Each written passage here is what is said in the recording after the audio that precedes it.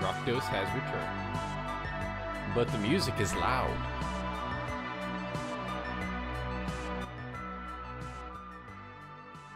Turn that down just a little bit. We're listening to White Bat Audio. Just found them. They rule. They're so good. Please check them out. I've got a link for their stuff in my description now. Very good stuff. We're trying something different. I feel creative. I was just given one of the coolest gifts I've ever received. Cthulhu. Where is he at? Oh, there he is. He's already been primed. We took care of that earlier. And then I really felt like I just wanted to paint him right away. Which is really weird because I normally don't. And I haven't painted since I put out YouTube videos on painting in Texas forever. But I felt inspired, and then I felt like, you know what? I could just stream this too. And then we'll just kind of see how far we get. And I'll try to just forget that I'm streaming, and we'll just chill and paint. And we'll see how it goes. Are you ready? Alright, let's do it.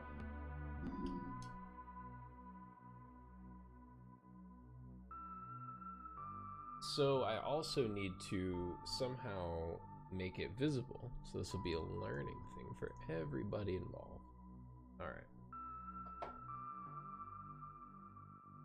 Come here. Ooh. Many chords. So we've got the poor man's wet palette here. A plate, a sponge, and some parchment paper. It'll do for this one project. Just gonna be filling in some blanks right now with this Chaos Black. There's just some areas in the recesses where my primer didn't hit, so I'm just gonna get those fully black. And then we've got the watercolor. Very, very thematic. We want to get our brush wet and then black. It would be unrealistic to hold the webcam this hard. Let's figure out a placement here.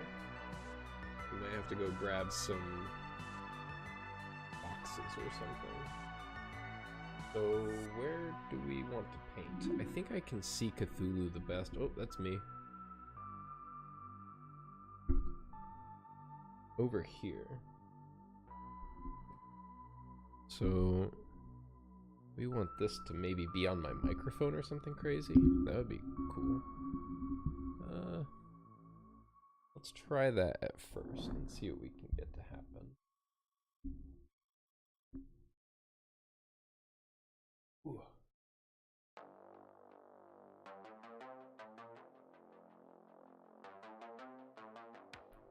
Not a bad first try. I want.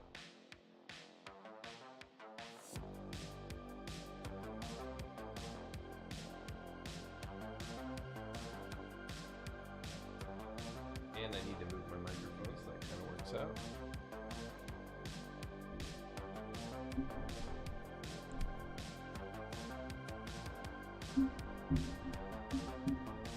This is so just unprofessional. But hey, we're making it work. That seems rough. Does not seem stable. Everyone watching, I'm sorry for the motion sickness that I'm sure is happening right now. Yeah, I kind of want it to be down. Like, oh geez, oh, it's falling. Can you just stay? Like that, please? Why? Why must you fall? Let's try to close this.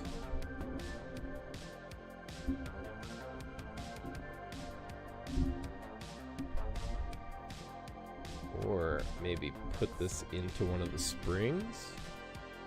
That also does not work well. Ooh. There's this little like slice right here that I could put it in.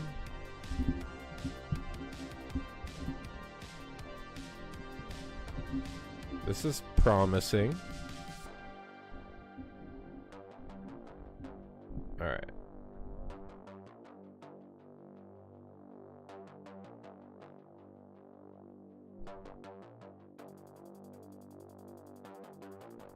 Oop. Chat here, microphone here, painting here. Painting.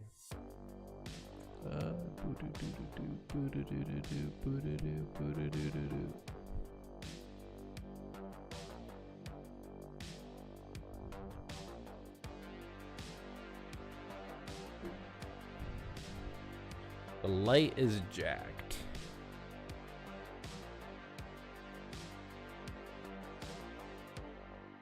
All right, let's try to not be fancy. No trying to hang this thing up. Let's just put it on the windowsill.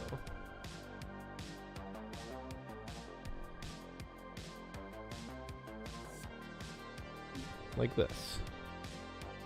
Ooh, I have a good feeling about this one. Our friend Cthulhu lit up in his glory.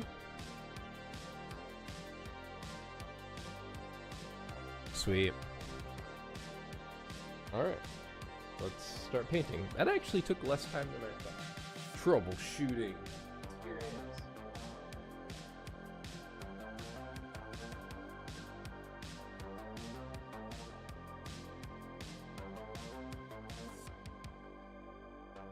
Let's see if my paints.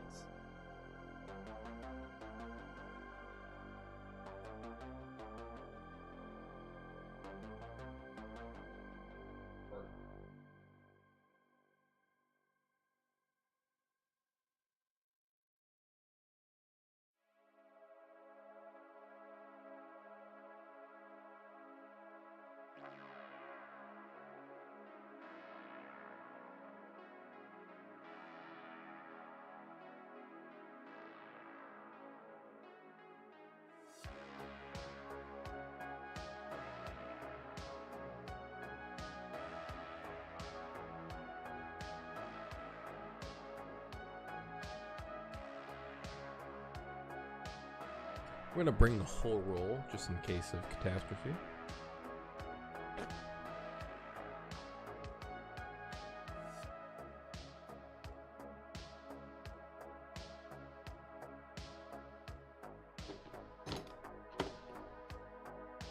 There we go.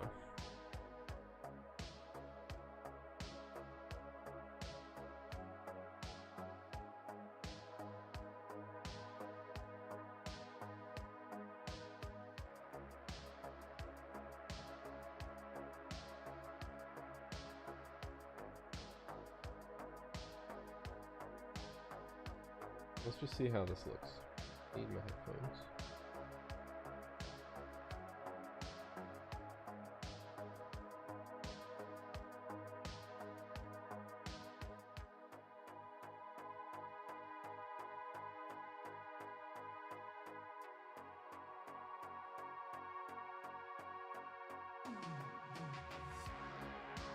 Alright, reveal to me where you have white spots. Deep in here. Primer had a hard time getting in those tentacles I see.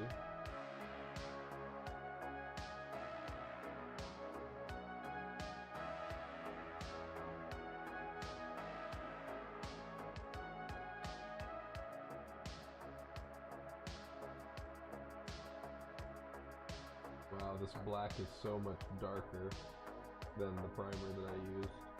Or maybe it's just because it's so watered down at the moment.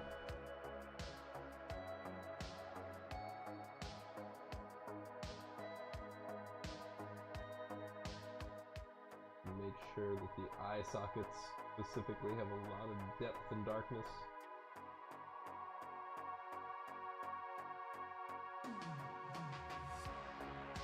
all 6 of them.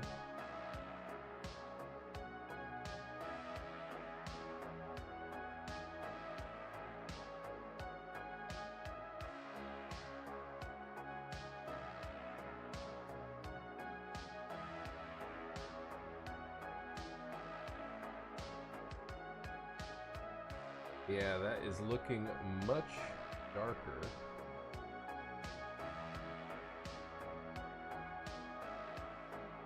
Than my primer, which is totally fine. Actually, probably better that that's the case. Gotta keep this thing in view.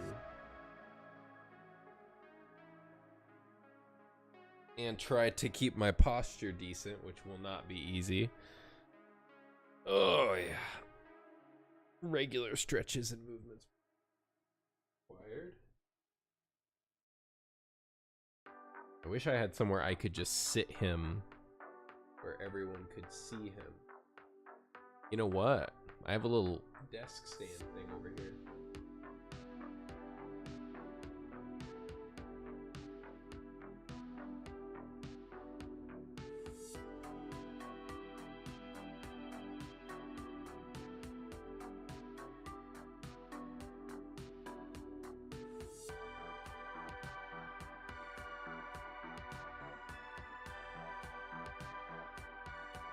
Issues with my desk stand thing. Fix it.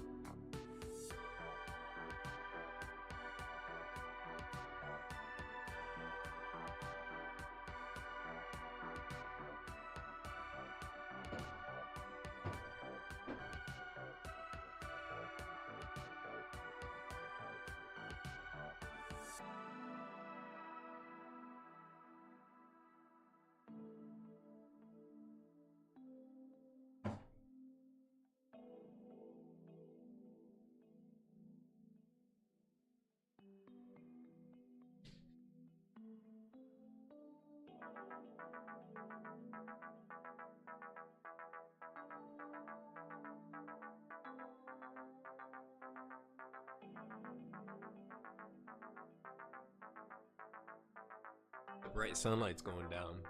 I'm gonna have to paint quick. So I probably won't be able to finish today.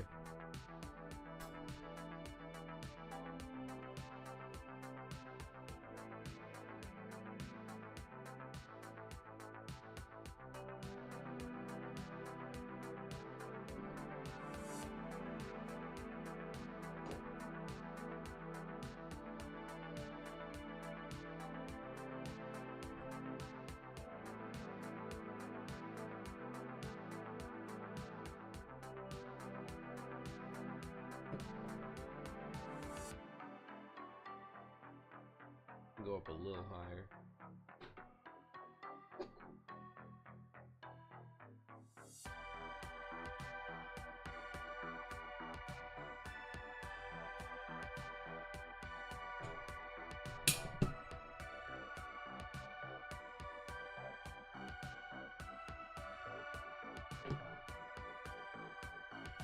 What's up, Randy Motion Studios? How's it going, Randy?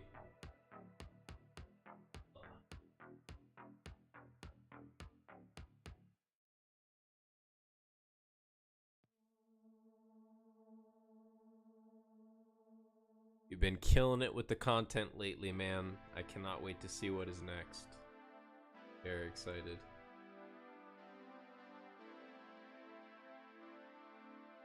You definitely have a talent for comedy, man.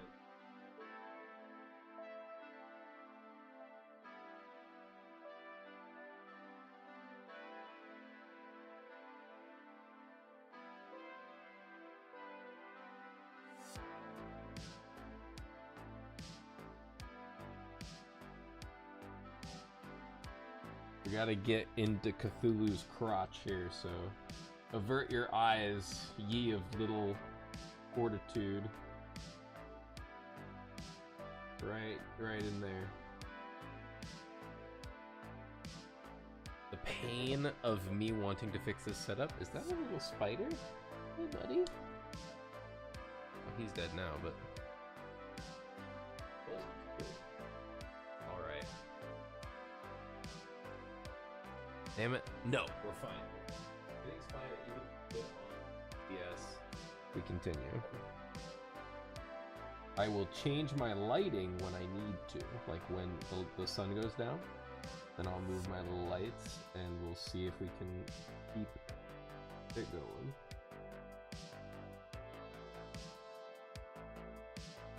Needs to be pitch black in between his crotch. The darkest abyss.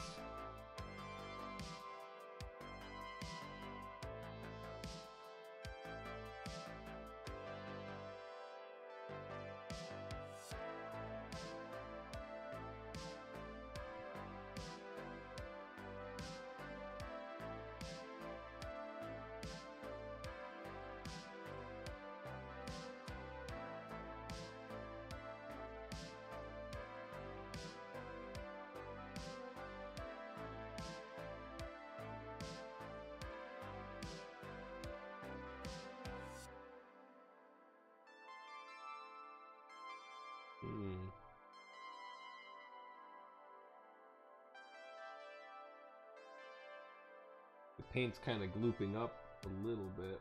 I mean, it's old. It's incredibly old. This paint's easily 10 years old. So, doing its best.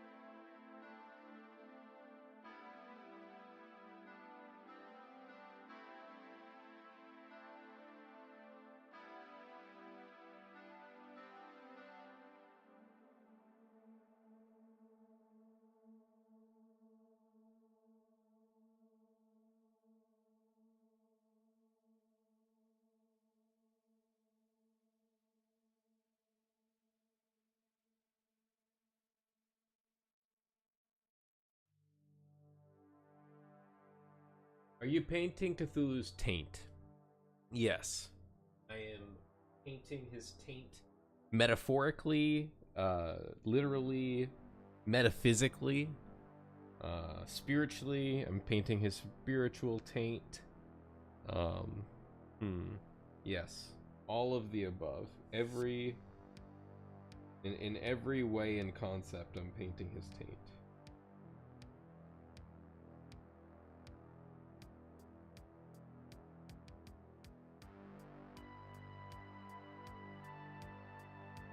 And I'm trying to keep the camera in mind. This is gonna take me, obviously, a lot of practice. It's happening! I'm very glad you are here, good sir. I'm very glad you are here.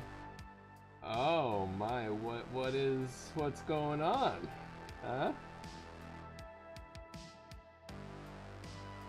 I want to tell you both that I love you. You are incredible human beings, and I am lucky to know.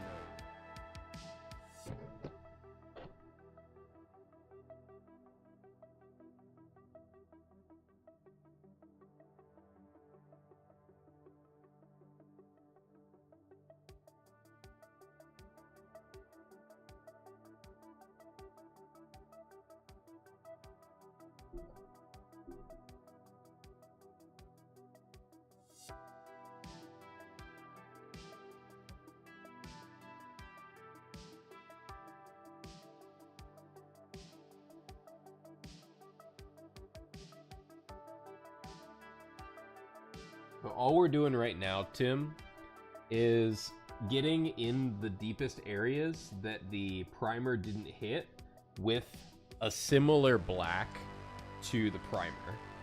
So we're just... Ooh, I just stabbed Cthulhu. We are just trying our best to get him one uniform color.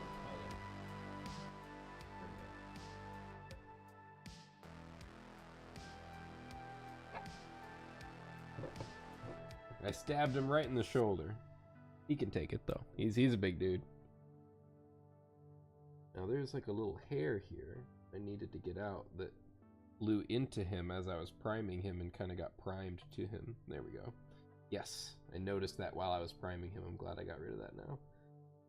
Hair removed. I'm painting the inside of the wing, and some of the little folds on the underneath didn't get hit as well, so we're gonna darken them. This area would be very dark as he's just sitting there, so natural shadows will relax into these crevices, so I don't have to worry too much about it. It just can't be white.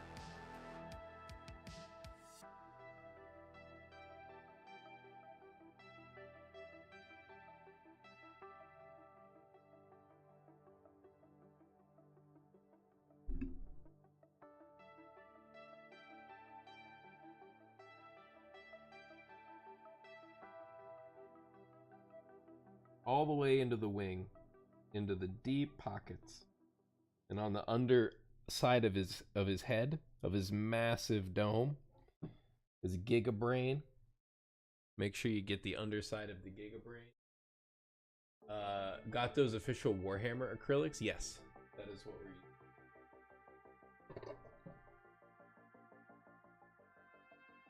I don't use anything else. Like, I'm sorry. Sometimes the tools are very important to the overall product. And if you're working with bad tools, the best skilled craftsmen sometimes cannot perform.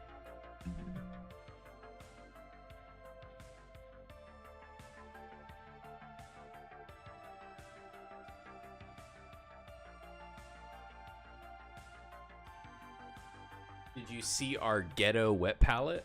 Well, I gotta show you that.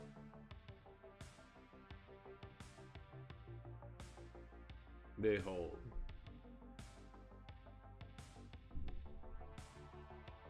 The wet palette of your dreams / nightmares. I use acrylic craft paints, apple barrel for this guy.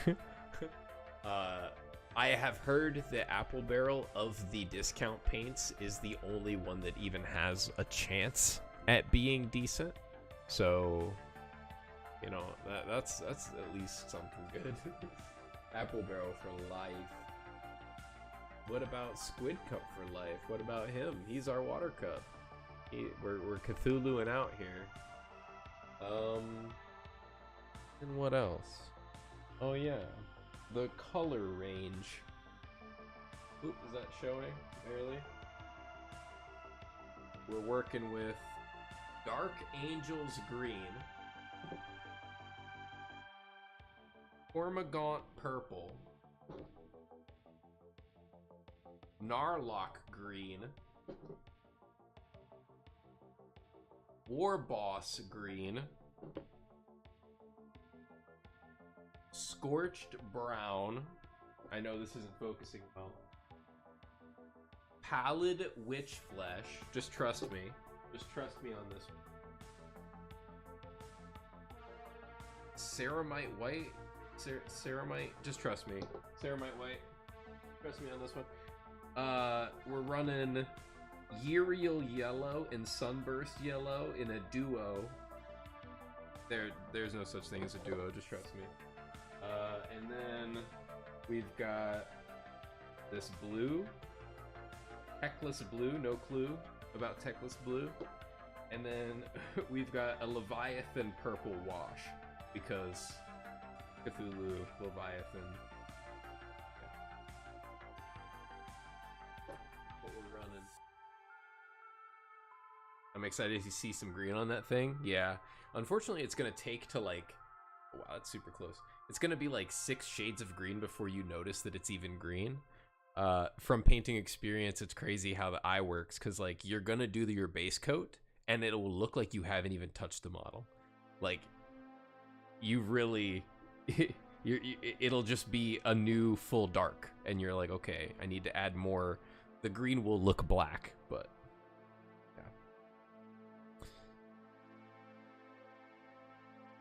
We'll see, though. Depends on if I can paint well. I might suck at painting now.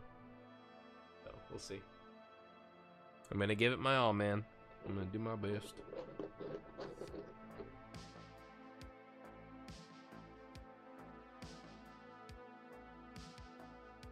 Nerdy-ass names, for real.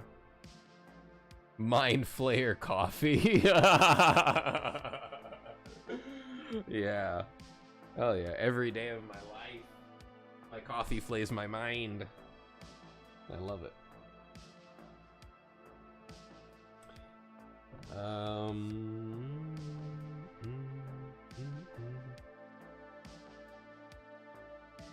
Got all that. Got to get the inner ridges of the bicep, the top bicep, and the underneath of the head right here. Make sure that's as dark as I can get it. There we go. That's where the shadows would be. Shadows are going to be all on this underneath of the head. So, like, I'm just going to do this and just coat the underneath of the head. And every color that I put on top of here will be darker because of this dark black being what it is covering up. And that's going to help a lot with making it look more realistic.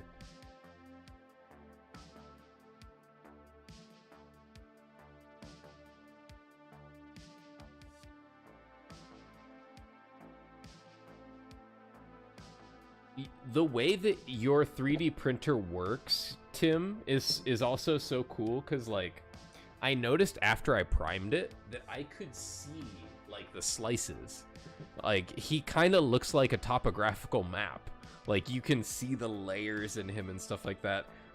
I almost want to utilize that texture into his skin and dry brush it a little bit so that he looks like rough and like archaic. Like, he just looks alien and ancient.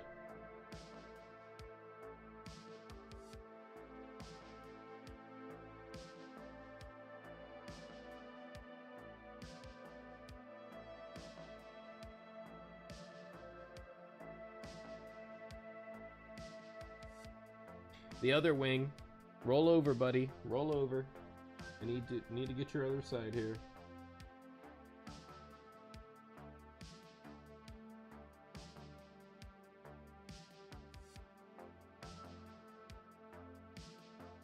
Just light strokes. You really don't have to do any kind of pressure or anything like that. This takes no skill. Like, that's how I always felt about painting, is like, yeah, on the higher end it takes a lot of patience and talent and time, but you can make something look very, very good with no painting talent at all. You would be surprised at how intuitively your hand will move once you put the brush to the figure. Yeah, if you can make it work, that's great. Unfortunately, layers can be visible. Something priming does a good job of hiding layers. Sometimes it does, yeah. Some of the area on here is primed a little thick, but I'm pretty good at just laying out a thin coat. So yeah, you can kind of see the slices, but it's not a bad thing. Like I said, it could end up making him look a lot more like what he is inside of the book Call of Cthulhu. Because in the book Call of Cthulhu, they find a stone statue. This is how they start learning about Cthulhu in the book. They find a stone statue, and it just looks like this. And he's in this exact pose, and they describe him as a humanoid dragon octopus. That's how they describe Cthulhu. And he's, like I said, he's a stone statue sitting like this. And they're like, what the fuck is this? Like, where could this have come from? Who made this? And it's a bunch of like archaeologists and investigators and all these different people of different backgrounds and wealths of knowledge. And no one can figure out what the fuck this statue is. It's very creepy.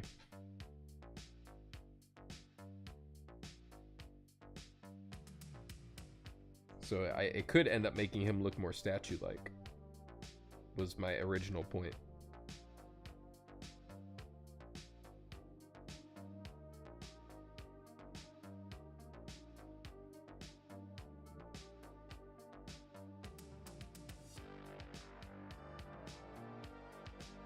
Under the wings,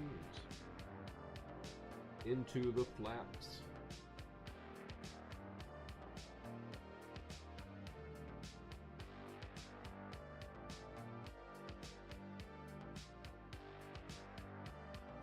And like, I don't even have to really do this.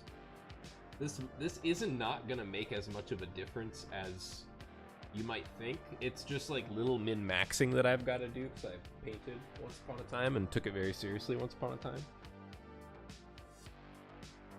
So we're gonna go all out, baby. We're gonna see what we got. I really kind of want to flex on this thing and make it look dope if I can. Because this is my buddy. I have one tattoo on my body. A singular one. I came to the conclusion a long time ago that there was only one thing that I would never regret.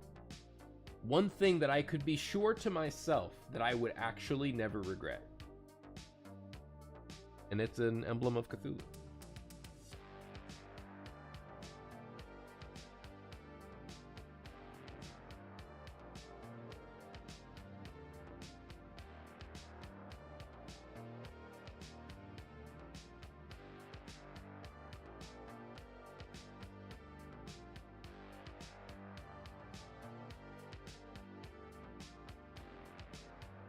Ooh, that's looking good.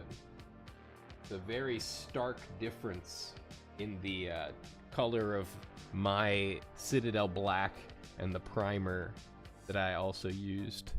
Wonder if the oh yeah, the camera can pick that up. Look, it's a very glossy difference actually. That's really what the camera is seeing, not really the darkness difference. Well, yeah, the camera's getting that too, but the paint I'm putting on is much more glossy, which also kind of sucks because it's in the recesses and it's not meant to reflect light. It's meant to just absorb it. So hopefully when it dries, it'll be more matte. But like the primer that I used was super matte, like ultra matte.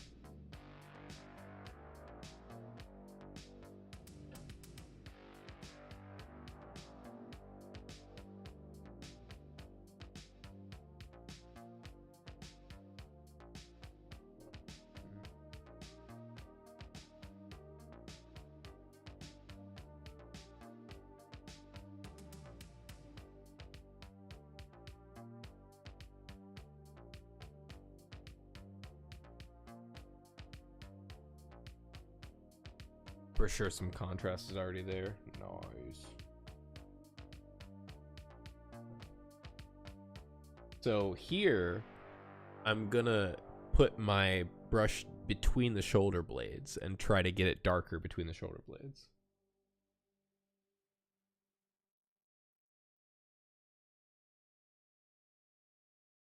I don't have to have any kind of art talent to just see where the shoulder blades are and put my brush there.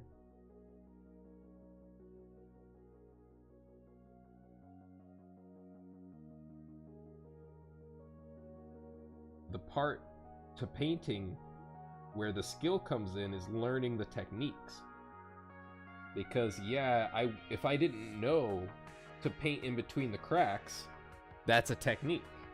You know, that's something that you do have to learn and know, kind of how light hangs out and what that should look like on a model to make it look more realistic.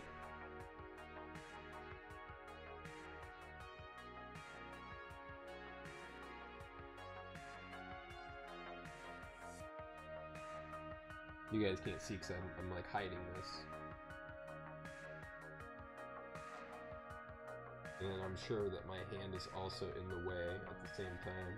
But yeah, even if I get the black on this upper raised area, it doesn't matter because I'm just gonna paint over the whole thing anyway.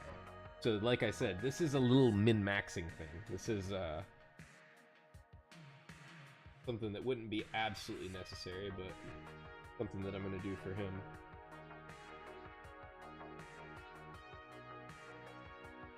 Next part's underneath the tail down here.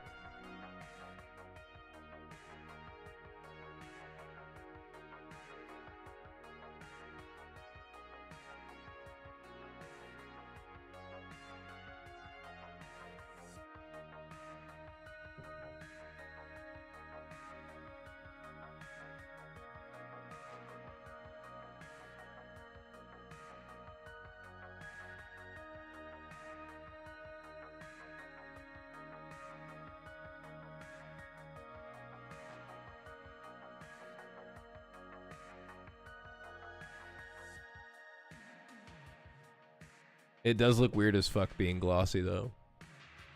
It, like, fully defeats the purpose.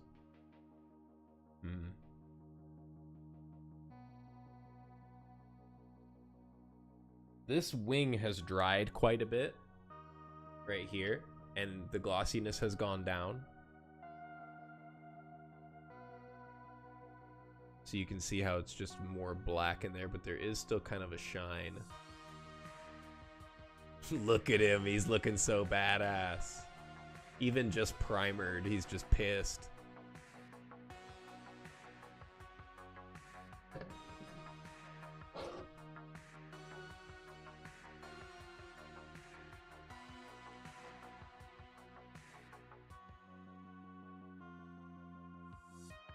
Some of the inner areas of the box didn't get all of the color either, but I think that'll be fine in general. That part's just gonna get, you know, torn up anyway from the dice flying out of there. Which, by the way, it rolls dice like a beast. It rolls dice so good. Let me show you. Watch him roll dice. He's a dice champion already.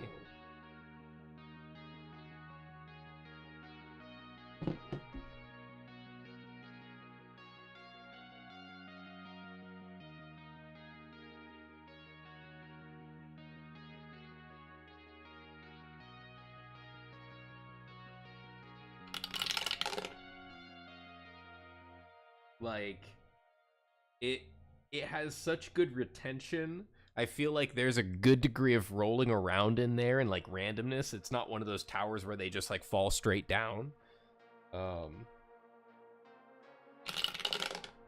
50, 60, he got a 60, and it makes such a satisfying clink clack as it falls. It really does feel like he's like kind of like diabolically like kind of churning them up for a moment before he spits them out.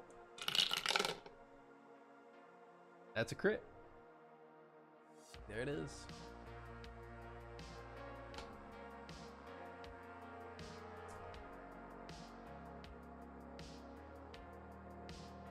It does, man. I've taken it for a test drive. Heck yeah. All right. I think we're good on all that. Yeah. Okay.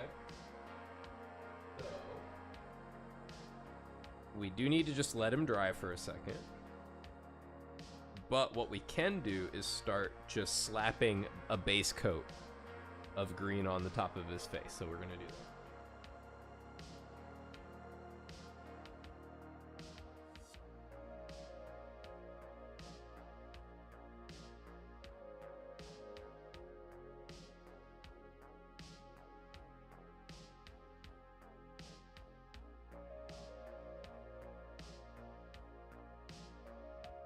There are baffles on each side of Cthulhu, and then at the base, there's a V shape to tumble more.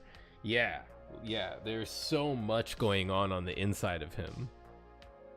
And it sounds great. Like, it makes such a good sound for D1, or for D10s 2d10s. It's perfect for 2d10. What am I grabbing? Base coat. That's a color. Base coat. Foundation. Narlock green we're running.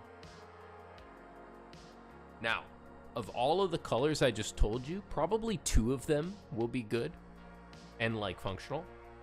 And the rest will probably be dried out or in different states of separation. So we're just gonna make do with what we got. And if our paints are like ultra garbage, then we just won't paint him and we'll wait to buy paints and paint him right. Foundation paint though typically does not die. Like Games Workshop made this paint to be like the most resilient paint. Its pigment level like does not decrease or change, and yeah, it's really good. Now, before I do this though, I'm having some thoughts. And it sucks that I just loaded my brush up with this because I kind of want to base coat him with purple.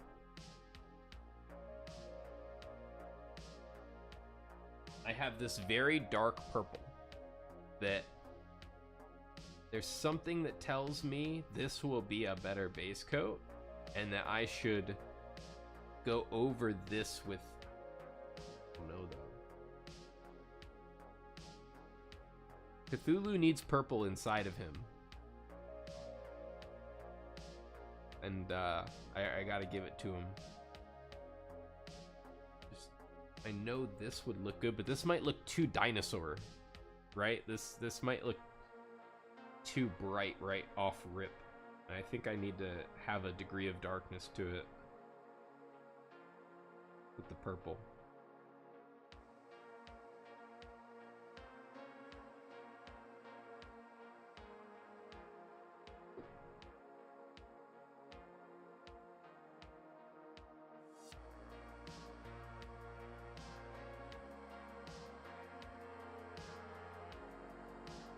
I'm gonna put purple in. Yep. Try to see if this green will stay on my property.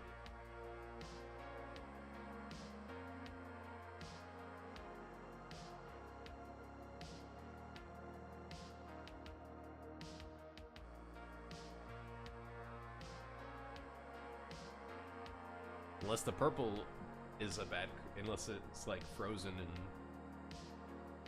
nasty, but I don't think it will be, because it's also a foundation color. Ooh, that actually looks like trash. That looks like it's a separated mess in there.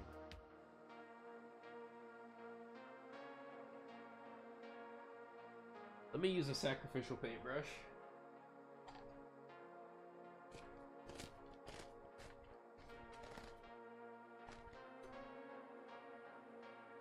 You. Sergeant Art 6000 number 4. Your name will be remembered. Your sacrifice will not be in vain.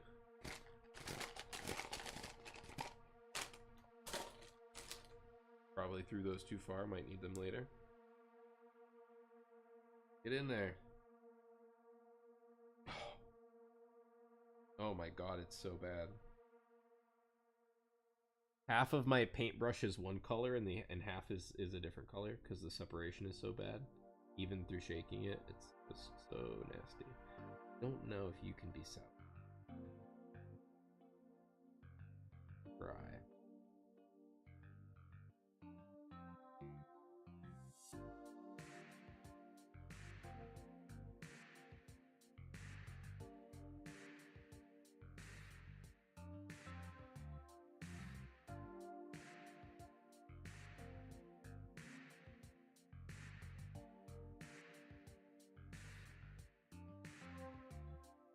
This paint is so bad right now. But it is actually starting to mix.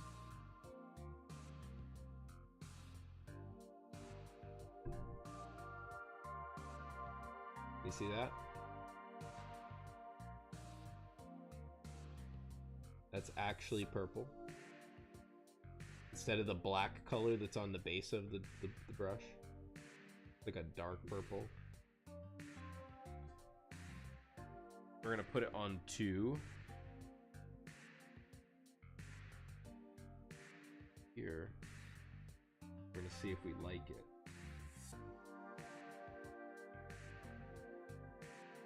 No. I kind of want a purple as a base, but this particular color is just crap. This looks more like a gray, or like a very uninspired gray color.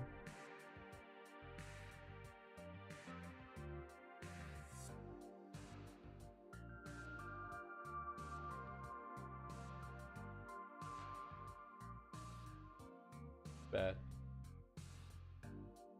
Evening.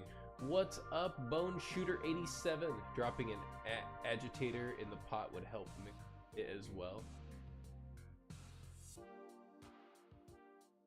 That would make a good shadow color. You're not wrong. You're not wrong, and it has just a hint of color to it, a hint of pigment towards the purple side, and that will give the eye, you know, that little bit of a purple feeling, even though I'm gonna go over it with green. I wish it was, yeah, I mean, I kind of don't want it to be more purple, because you're right, it does go in the recesses. I just don't like the way that it's so separated right now.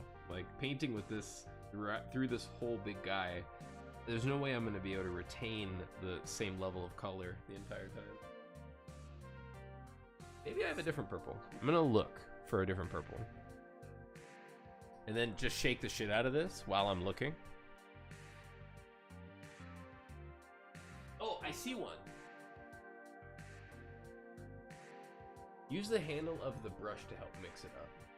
Yeah, you could do that too. I just have tons of crappy paint brushes. I don't mind using the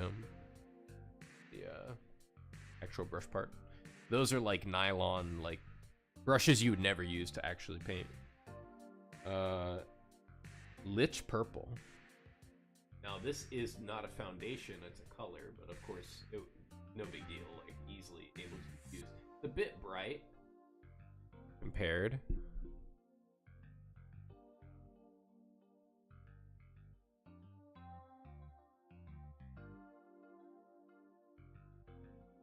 But I actually think that it would be totally fine to use this one, the brighter one.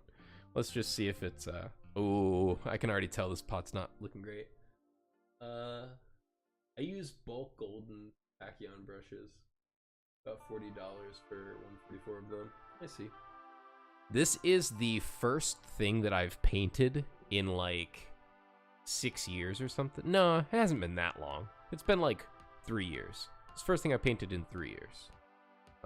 So yeah, definitely not, you know, invested into a ton of stuff except the crappy paints, but yeah, I don't have the state-of-the-art tools or an airbrush, because an airbrush would just make this phone's about to die. I'm gonna try to get to tune in later after I get the youngsters to bed. No problem, dude. Yeah, there is just nothing to this one. It's long dead.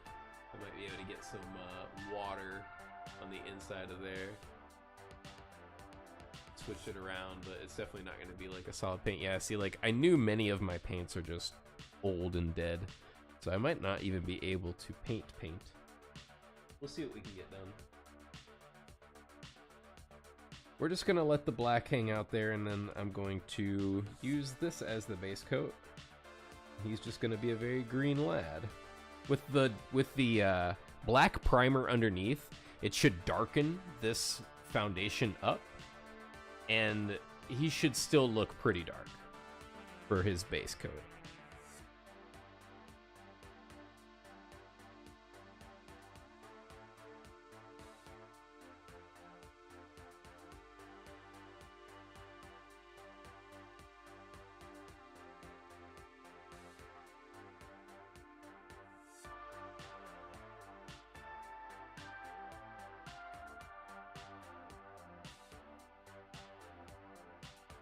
I immediately want to just dry brush him. I mean, I'm going to, just because I want to see like where all his edges are and like kind of get familiar with him. And I can just slather the paint on in a minute. I just want to He's gonna be so easy to get all his raised areas. Like, I love painting large models. Large models are the shit.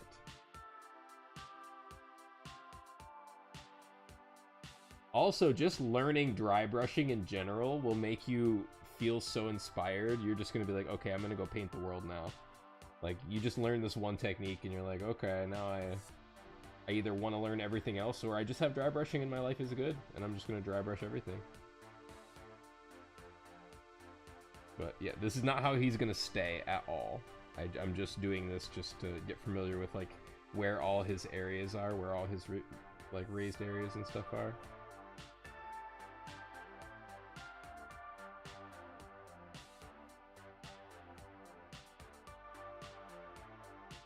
Like how the paint sits on him.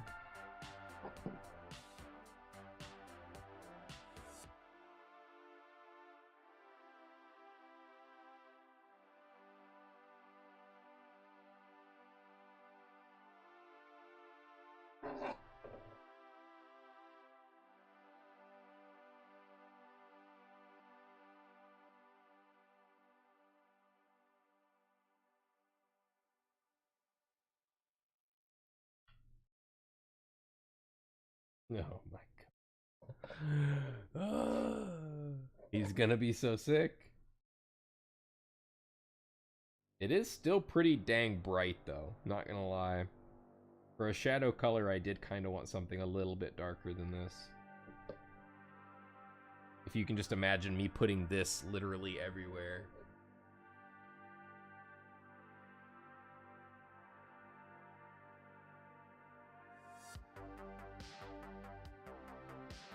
A little bright.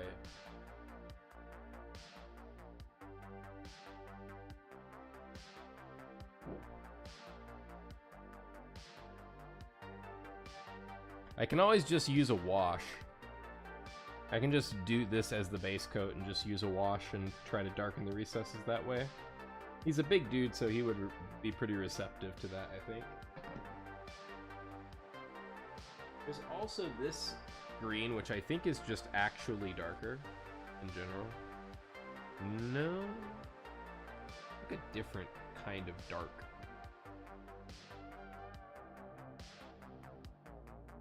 It's also very dried up. Can knock the brightness down with a wash or use some glazing. Yeah, definitely. Yeah, okay. Yeah, it's not the end of the world. This is a good solid color. Like, its consistency is very good inside the pot still. I can use this one to a full effect and then make, you know, the other colors work harder. All right, we're getting in the crevices now. We're gonna go real slow. Make sure that we paint everything.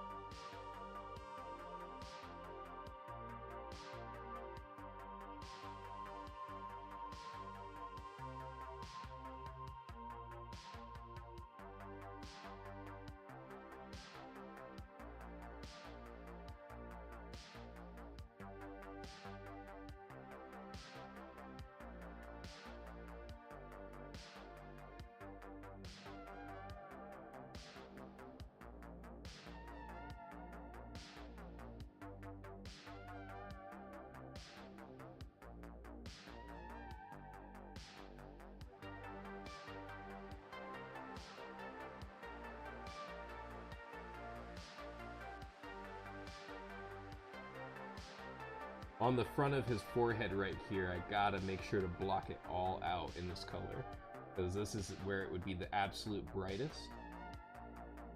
So even the deep recesses of his forehead ridges here get the color, get all this color, because that area is going to be highlighted upon many times and made brighter and brighter and brighter.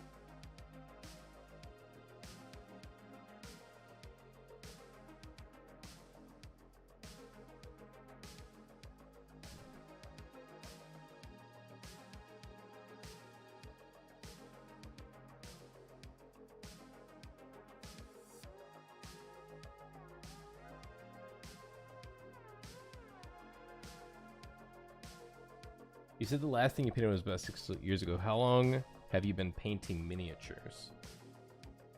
Since I was...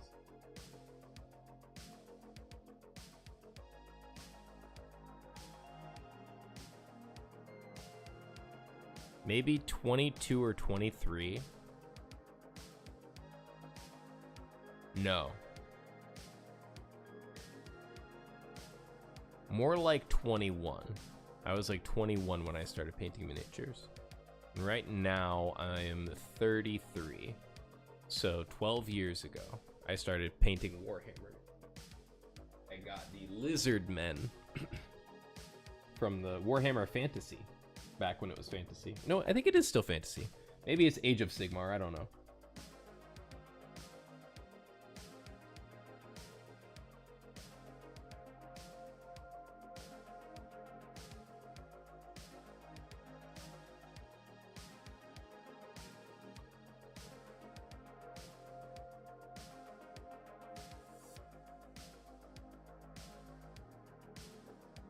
Nice, started about 2.5 years ago. Awesome. That is so amazing. Yeah. It's an amazing hobby. It's so much fun. My story is very interesting. I love to play strategy games, right? I love strategy games. I've always found myself to be a strategist at heart, and finding joy in that. Play a lot of Magic the Gathering, you know, different stuff like that. And so a good friend of mine was like, hey man, you should check out Warhammer. And he had gotten into Warhammer. And he showed me like the rule book, the massive rule book for Warhammer Fantasy. And then I told him, I was like, yeah, you know, I would get into that, but it would just be like the same as everything else. You know, we had a kind of cocky relationship with each other. I'm like, I would just kick your ass, you know? And he was like, oh no.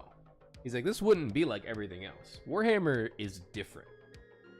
Warhammer is like a true strategy game. Like you wouldn't just trounce me in Warhammer. I'm like, oh yeah?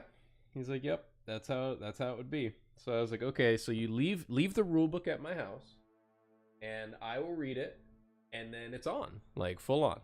He's like, okay, you're bet. Like, let's do this. So he leaves the rulebook at my house, and I read it. I read it like in and out. I do some research on the game, and admittedly, like in my mind, I'm like, I gotta win this first fight. Like, I just gotta. So I gravitated towards the lizard men. One, because I love, creatures like that. I love dragons and big scaly monsters.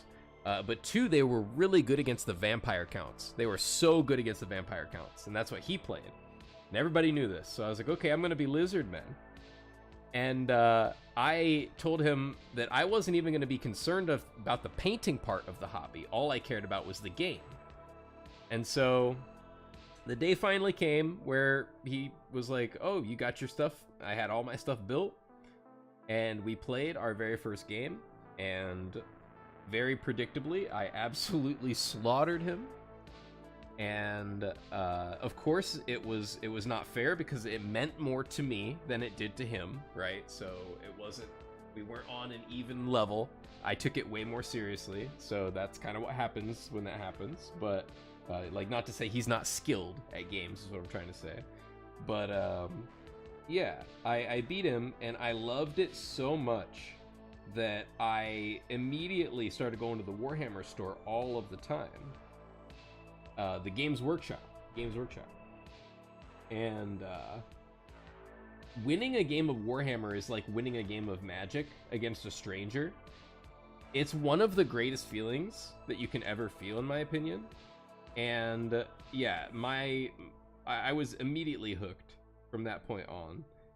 And but see, then I started painting it, and something strange happened. I really, really liked the painting. And I was artistic in high school, but I never really was incredible at art. But I took to the painting, and I remember going into the Games Workshop and the employees there being like, didn't you just start like 2 weeks ago? Didn't you just pick this up? And I'm like, yeah. And they would be like, why do your models look so good? And when I was young, like, I was just full on about that stuff. I'm like, yep, I just went and I did it. And yeah, I ended up falling in love with the painting more than the gaming after having such a crazy introduction to the gaming aspect of the hobby. And then I just quit playing the game, and I just only painted the models. I entered painting competitions, and I won painting competitions of like little blister painters or little blister miniatures. Games Workshop would do this thing where every Friday you would pay like $5 and you would get a blister, and you'd be entered into a competition where you had 2 hours to paint that model there on the spot, and they would judge them, and then the winner would get like all of the entry money or some of the entry money or whatever, and then of course you got to keep your painted model. And I just tore that up. Like, I didn't even have a job at the time. All I did was survive off of that. I just stayed near the Games Workshop and slept on people's couches and just entered painting competitions so I could afford Subway. Very, very great time.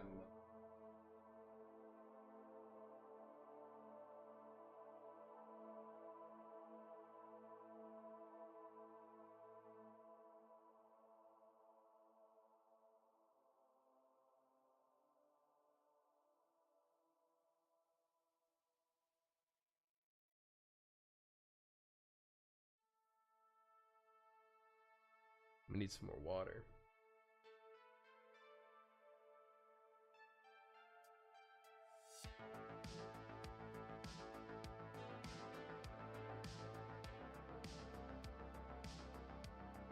I knew a lot of painters who just paint minis and don't game at all. Yeah, absolutely. Absolutely. I couldn't believe it. Could not believe how much I loved the painting, but never considering myself like incredibly artistic. Okay, so I did mess up here, and I'm thinking about if I should just fix it now or later. And then secondarily, my natural light from the sun is dying, and I need to change things. I know a little about Warhammer from the streamers I hang out with. Ben, a D&D nerd since '79. There we can truly bond, my friend. I have been in love with Dungeons and Dragons for a very long time as well. I started dungeon mastering when I was like 16 or 17, way before Warhammer, and I got in on 3.5, so it was still after a lot of like Dungeons and Dragons had already like established itself. So I think I got in after you for sure.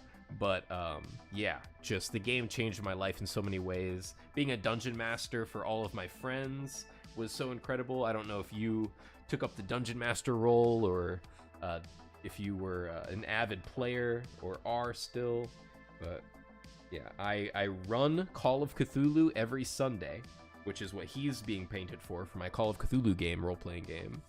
And then I play as a player in a D&D 5th edition game every Thursday.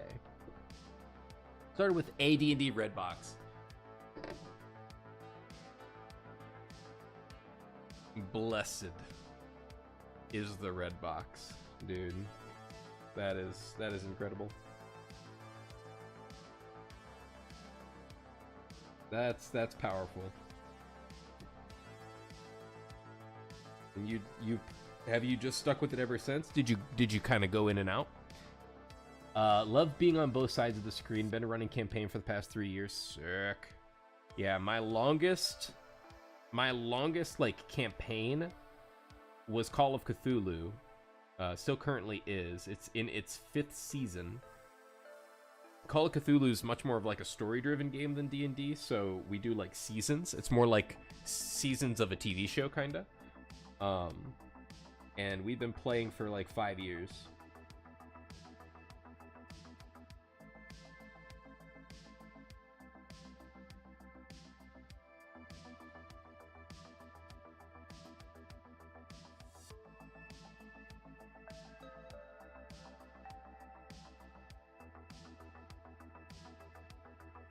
All of those problems that came up earlier are just out of my mind right now. All I want to do is just paint these little tentacles. Just paint these little tentacles. Paint them.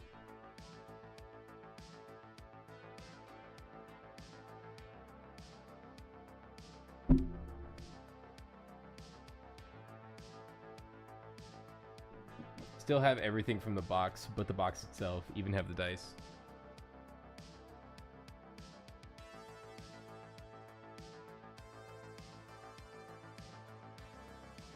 Sort of on and off for about 20 years, then jumped back on full in 2019. Started running AL games for the LGS for kids. Yes, yes. I've only run one LGS game, or a game at an LGS for a bunch of people, and it was so much fun. I modified the pre-written adventure and made it way harder than it was written, because I was very familiar with the edition, and it was 4th edition, and the 4th edition was not well received and not really well understood by a lot of people, because it was so much more like a World of Warcraft kind of game as opposed to the D&D that everybody had known for years, and that was more up my alley. So I really rocked out 4th edition. And they handed me the module, and I'm like, this is so easy. I'm like, this won't even be hard. I need to change this. And I did, and it was so funny watching the players react to everything. And watching the other group across the table being run by another dungeon master look over at my table and being like, you guys are fighting what?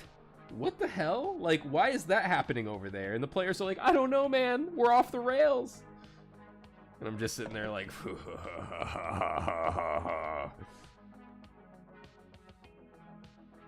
they're mine now.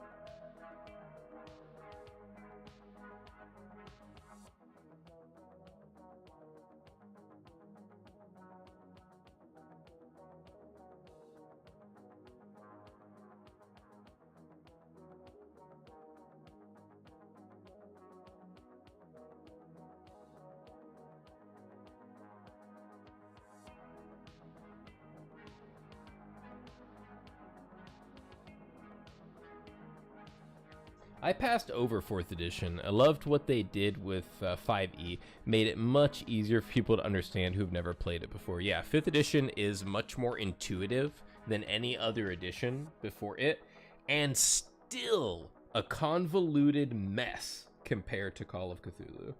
Like, I love Dungeons & Dragons, love 4th edition, freaking incredible system, so much easier for people who've played Dungeons & Dragons so much. And yes, also for new players, but when you get introduced to a different system that does things totally differently, it's so interesting to really evaluate what it means to be a noob. Like, it's so hard for people to judge new editions of Dungeons & Dragons because most players have already played before. And it's really hard for people to get inside the minds of a new player. But, like, running Call of Cthulhu for people who've never even roleplayed before so many times, and just seeing the click happen so quick, and it just being one book, just one book. It's not like you don't need a million books, just one book, you know. And like, of course, like, the level of content and depth can't compare, but the individual experience for role-playing, I don't feel like is less at all.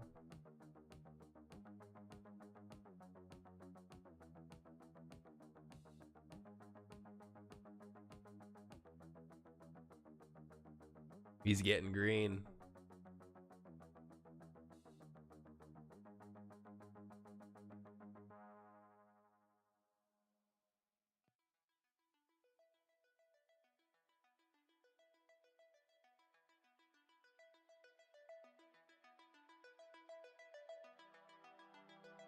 Biggest hurdle I've had to overcome with the kids is getting them to understand it's not the DM versus the players. Interesting. Yeah, absolutely. And it's weird how that gets telegraphed when you don't know a lot about the game. Like, cause yeah, like, when I was younger, my interpretation of the game started that way as well. And then as I got older, I understood that it's just way more fun and, like, honestly more in the spirit of the game to have it be both parties working together to tell a story and letting dice dictate the random chance and circumstance and things like that. The enemy in Dungeons and Dragons is the plastic polyhedral sitting in front of you. Those are the real enemy. Like, it's definitely not the Dungeon Master. Their job is to make an entertaining narrative and you know, dictate the world and represent their setting. Their job is not to destroy you, kill you, make you not have fun. Whenever I DM, I always think about this. I'm making this scenario for the players, not for their characters. And I've found that simple kind of thought, like that change in perspective, really helps me make the game a lot more fun. Because I see that so many DMs will be like, well, I set this all up and this is exactly what your character would do, but you're not trying to make the character have fun. You're trying to make the players sitting in front of you have fun. And sometimes those things don't align. And if you put more of your attention as a dungeon master towards the player in front of you and less about the character that they're playing, I feel like you get better results.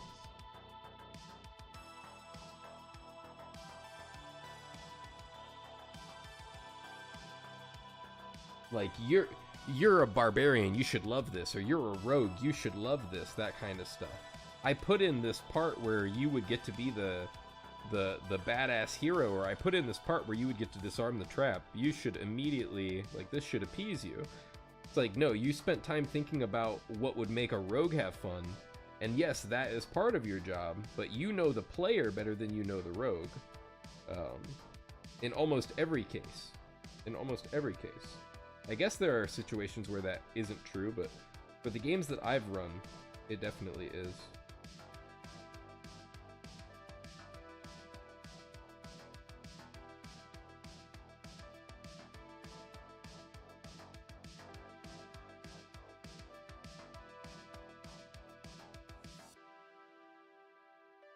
The DM is the storyteller, don't railroad players. It's up to the player to run their character. Yeah.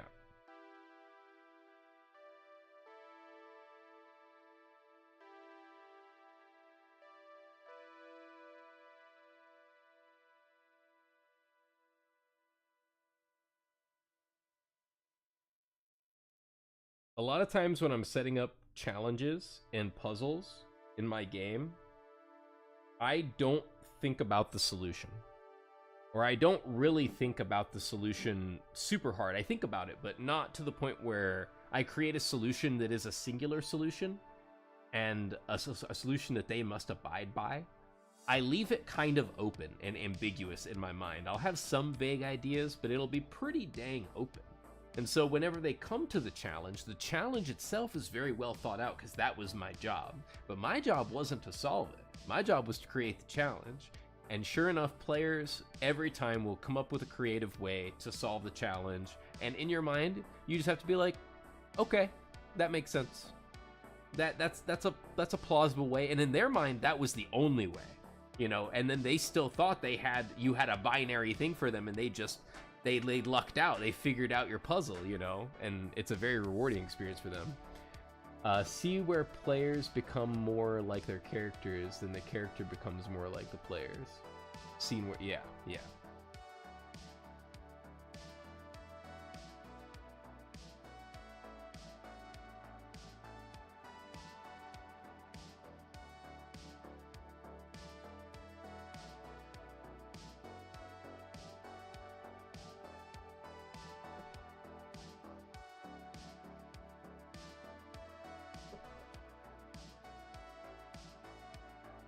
We're gonna move on to his arms here.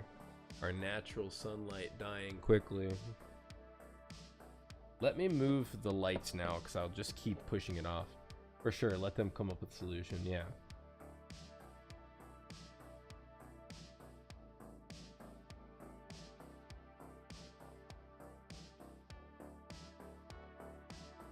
So, my favorite labyrinth that I've ever run was in Call of Cthulhu. And whenever you're trying to make a labyrinth or a maze, there's always so many different ways you can creating like a little mini game out of it. You could do that. You could add some interesting things to like track progress, you know, skill challenge based type things. But I created this labyrinth. Is this enough to just put this light like right here?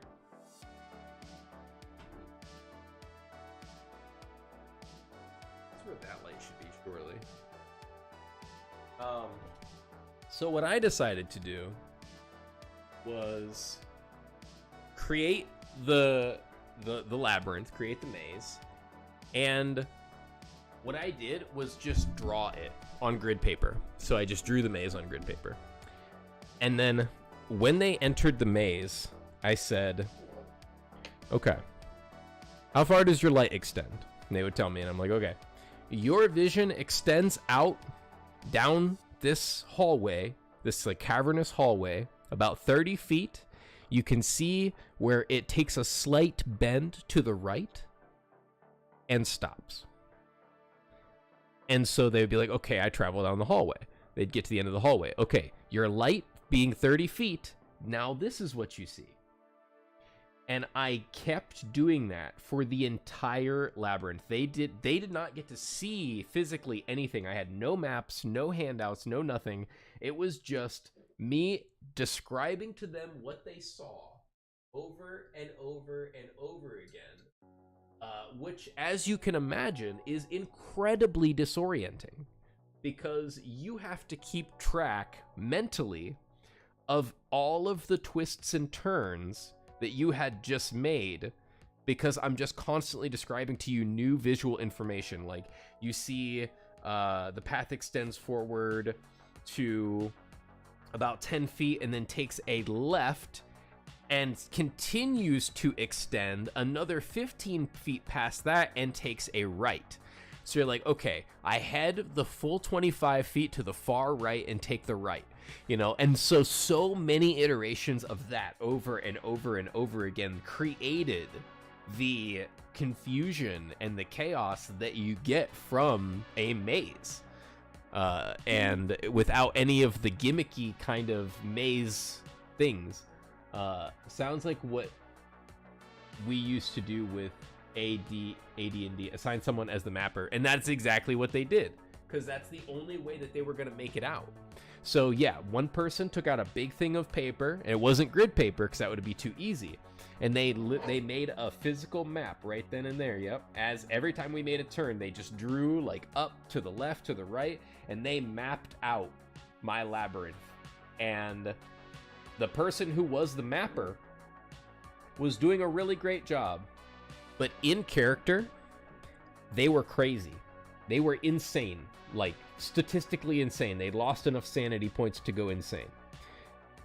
And this maze, every time they came into a dead end, they would lose sanity because their characters would panic that their character would die and be trapped in this maze forever. So he knew out of game where the walls were in this labyrinth because they were inside of a building. So there has to be 4 corners. They were in a square building. So in his mind, he was creating where the walls inside this labyrinth had to be.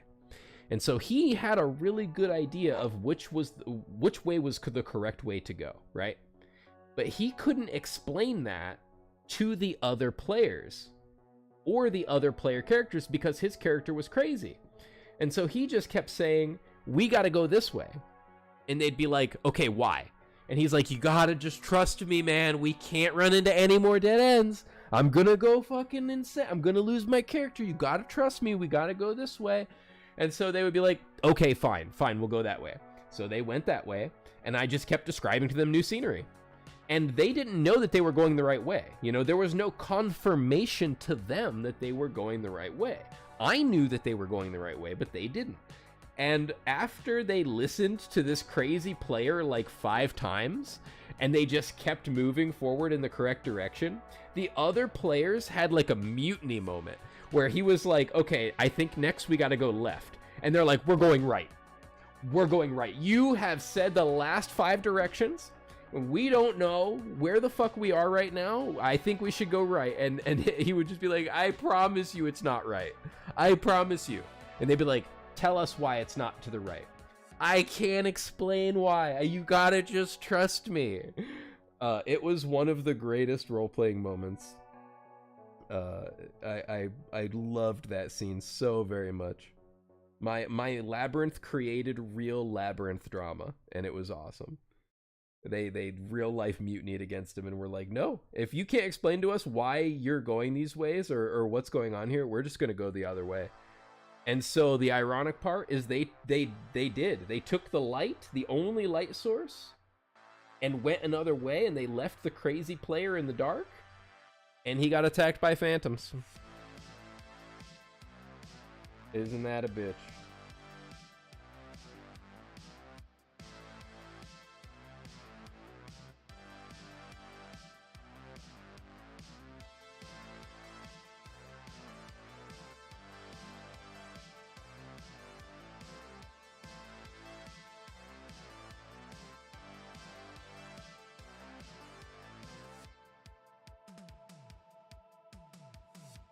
I moved some light, but it really did nothing.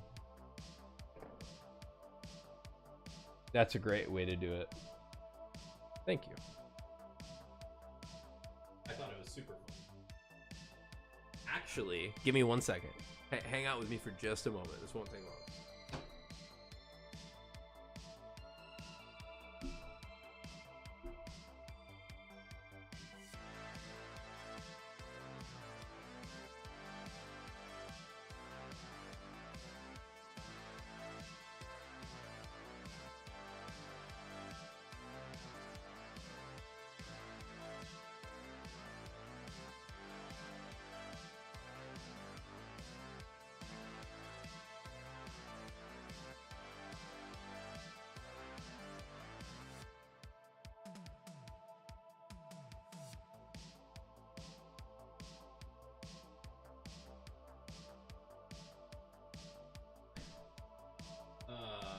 I found it.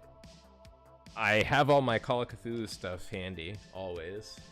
This was the maze. And they started right here. And so clearly there are 4 corners, right? There are 4 corners because it's inside of a building. And he knew this. So as he was mapping it out and he would run into certain areas, he would be like, okay, it can't go any more this way and it can't go any more this way. And so he was making these conclusions, but he couldn't tell his party members that. And when they got to about like this area, they were like, okay, motherfucker, like your time at the wheel is done. Like hands up. Like it's our turn to make decisions. And in my mind, I'm like, he was going to get you there. Like he was going to get you there. If you just would have listened to him the whole way, you would have been set. It was awesome.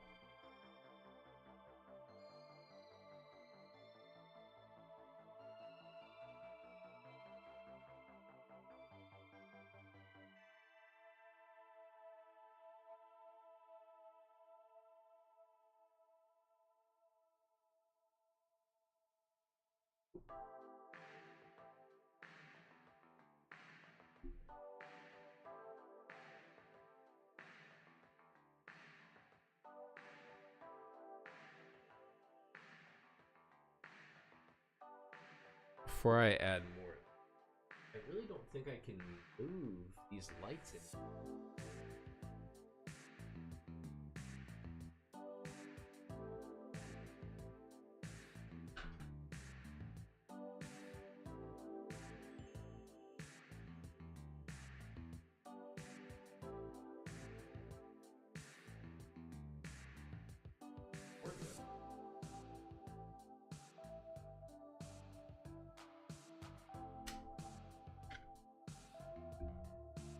That was a bad call.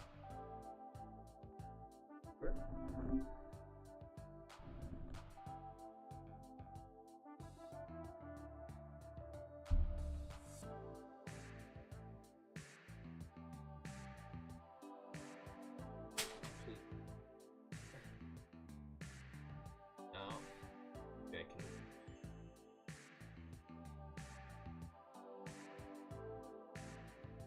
Alright, some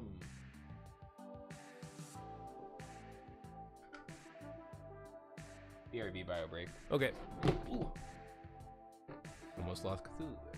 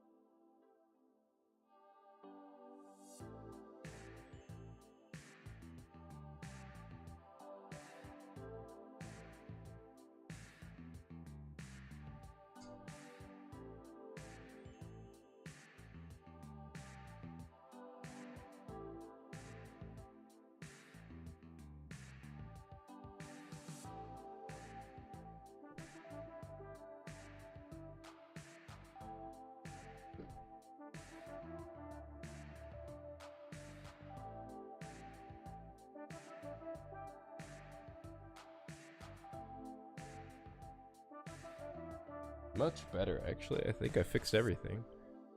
Just move that there. Now we're good.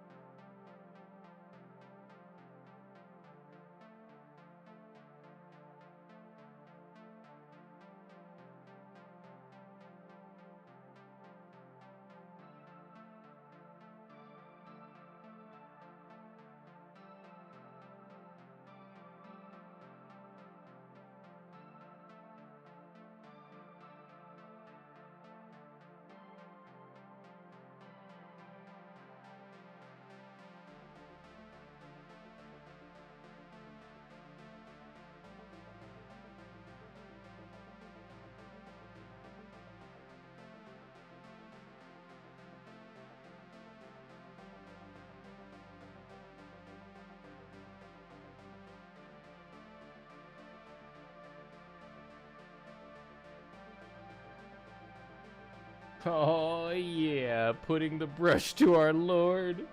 You know it. I'm gonna put the brush to a medium style. What's up, Meyer?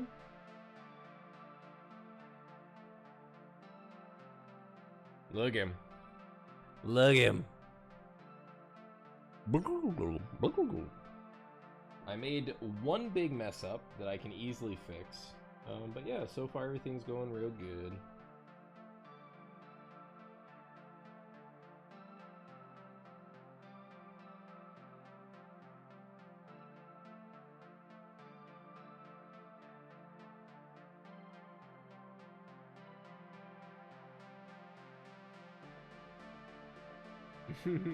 Yo.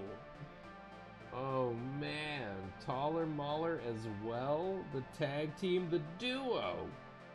The duo. Really, really great to see you guys, honestly. I love you with all of my heart. I want you to know that. All of you are so important to me.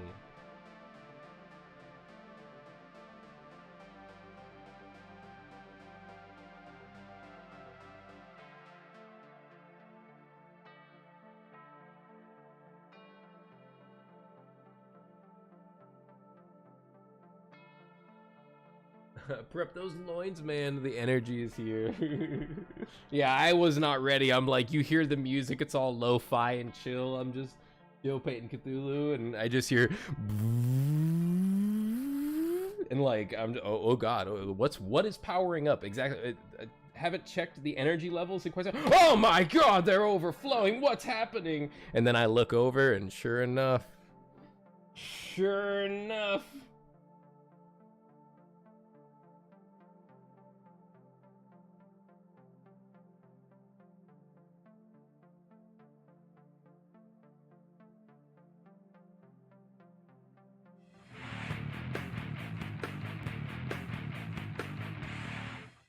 Thank you so much for following. Much appreciated.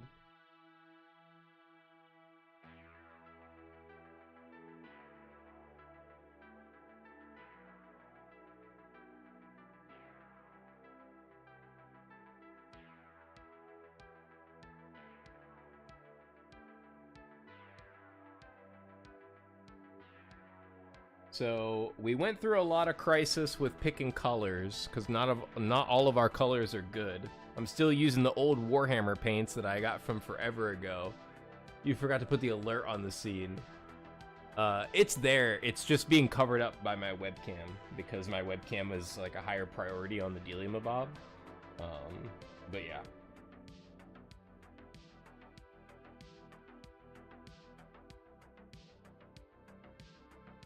Yeah, this was incredibly impromptu. I didn't want to set up a scene or anything like that for this. I just went to my gameplay normally scene and just made my webcam bigger and was like, this is what I'll do for today.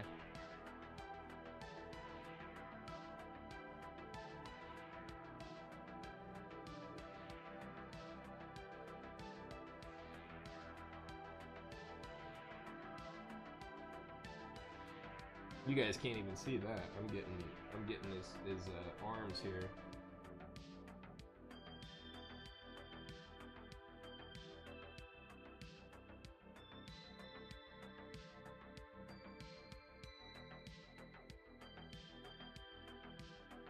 He's looking so creepy already.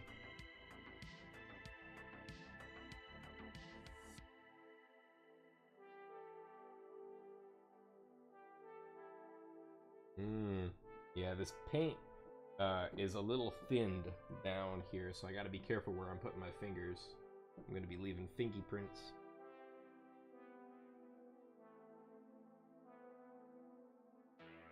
I hope life has been treating you guys really well.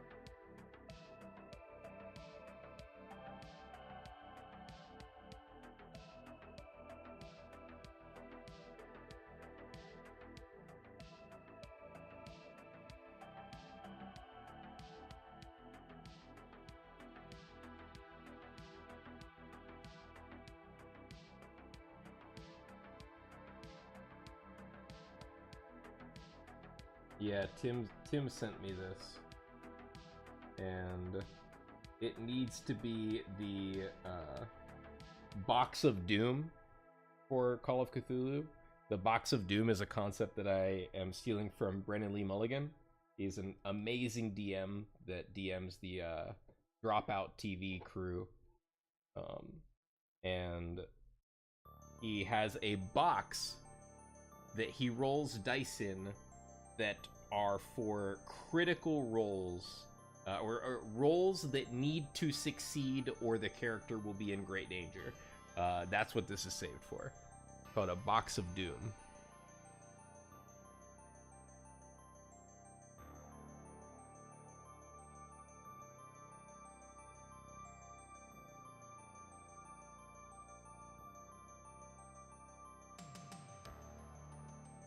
A friend has been helping. Oh, I've been trying to learn a bit of animated pixel art.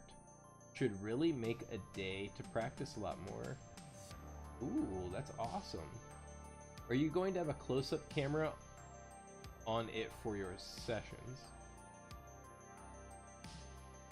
Oh, I see. Like a secondary camera that's just kind of sitting there close up. I could, or I could just grab it and bring it into the camera.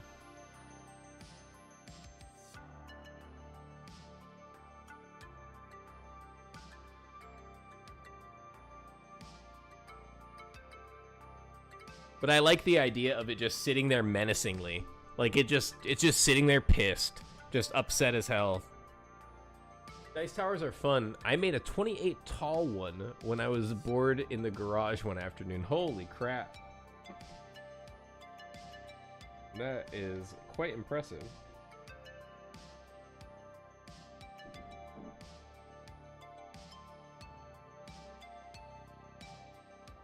But 28 inches, doesn't that defeat the purpose of the dice tower? It's just falling forever at that point. Like, you're not speeding up the rolling, or it's just falling for eternity.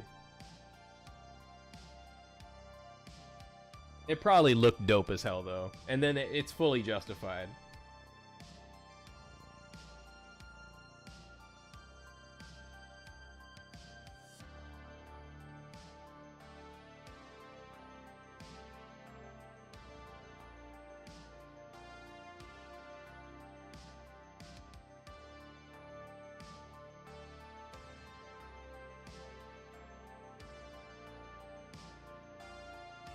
It's almost time for his manicure.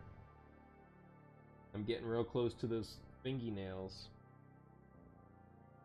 It's glorious. Someone called it a piece of furniture. That's awesome. That is a compliment. If my dice tower is powerful enough for a person to just use as a piece of furniture, and then it still rolls dice, that's the dream, ideally, right?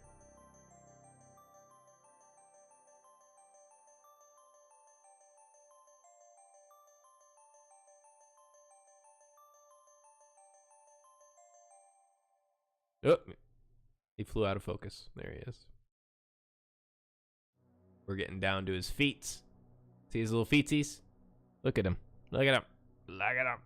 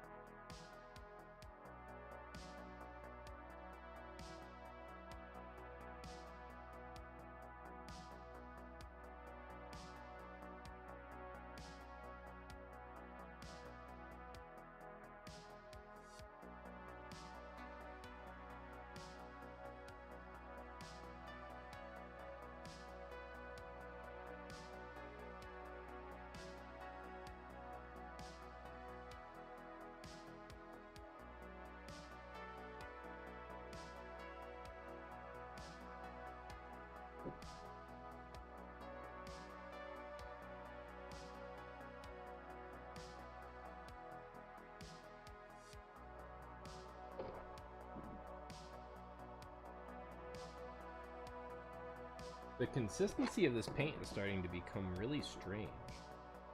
I don't know what it is. Oh, I think that's what it is. Okay.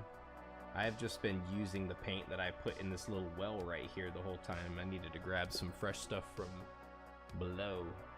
There we go. That's better.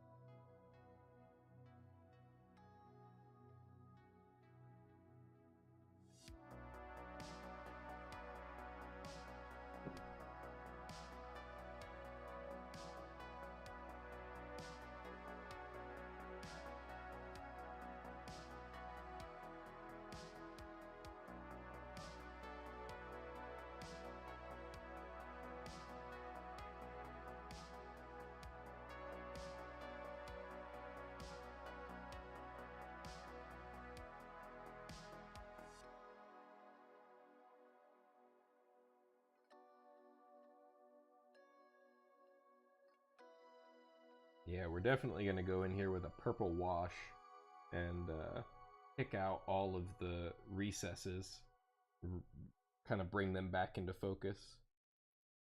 We got a little bit scattershot with our painting here in the last minute or so. That's okay, we definitely want the base coat to be firmly established.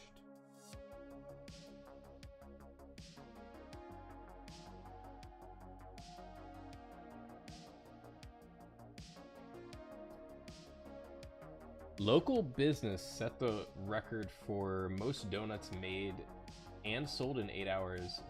I bought and consumed donuts and I feel accomplished. Dude, that's awesome.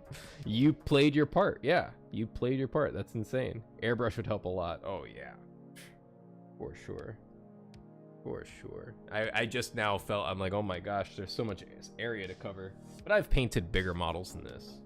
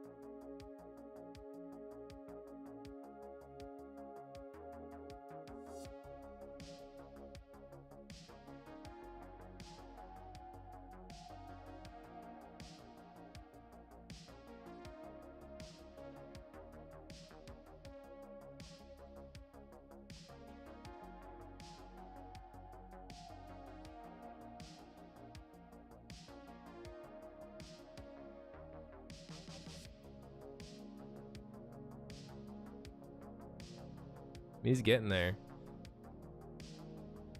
Look at the difference. That's what his whole body looked like.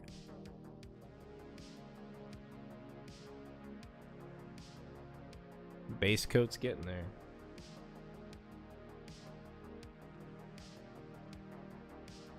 The fun part is the highlighting. The base coat is just the struggle you have to get through to get to the fun part.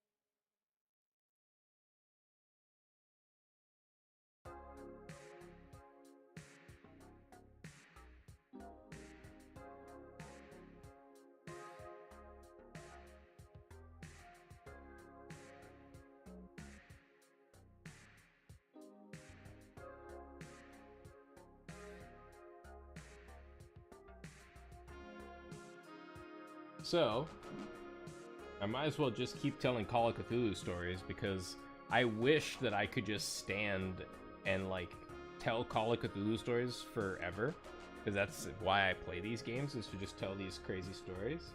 So, welcome to Call of Cthulhu Storytime with Rakdos.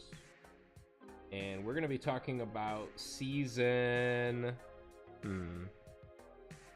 Man, so many good seasons and so many good moments. We're going to start season 3. We've got to start with the best season. Season 3 was absolutely ridiculous. With each season, of course, having like main protagonists and, you know, villains and things of that nature. The villain of season 3, I decided to really step it up a notch with Call of Cthulhu. The previous kind of enemies that they fought as like major villains were a crazy dude who was like an absolute crazy cultist dude. That was like in the beginning.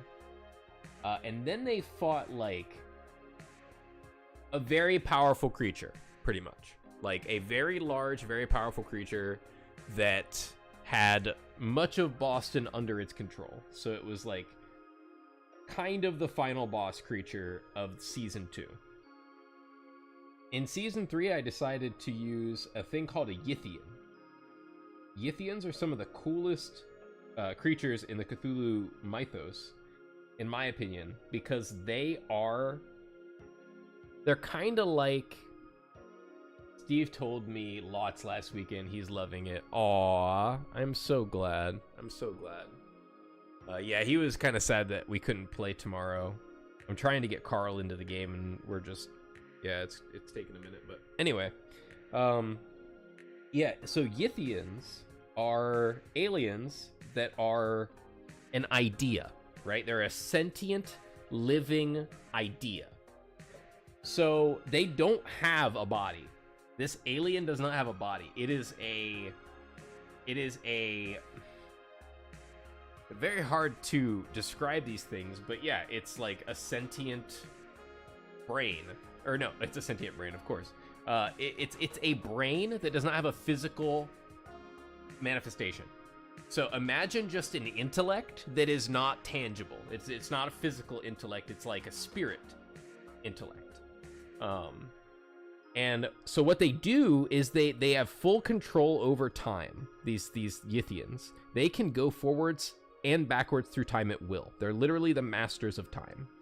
And they're ultra intelligent. They're hyper intelligent, and they can, of course, being able to control time, see the future, and are pretty much immortal because they can just know what's going to happen and what's going to come kind of mess them up.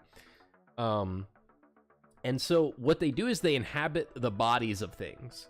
They are like a possession thing, and they'll inhabit the body of something, and its soul, let's just put it that way, it's like cognitive properties and everything like that, everything that makes it gets switched with whatever the Yithian was inhabiting before it switched. So imagine that the Yithian goes inside of a dolphin, right? And then the dolphin's consciousness is transported into the body of whatever the Yithian was in before the dolphin. And then when the Yithian switches again, whatever he switches into, that thing's sentience will now be in the body of a dolphin. Does that make sense? That's how this alien works. And that was going to be the main antagonist. Not the main antagonist, sorry, the main like villain. Kind of the same thing, actually, in certain respects. But, yeah, so...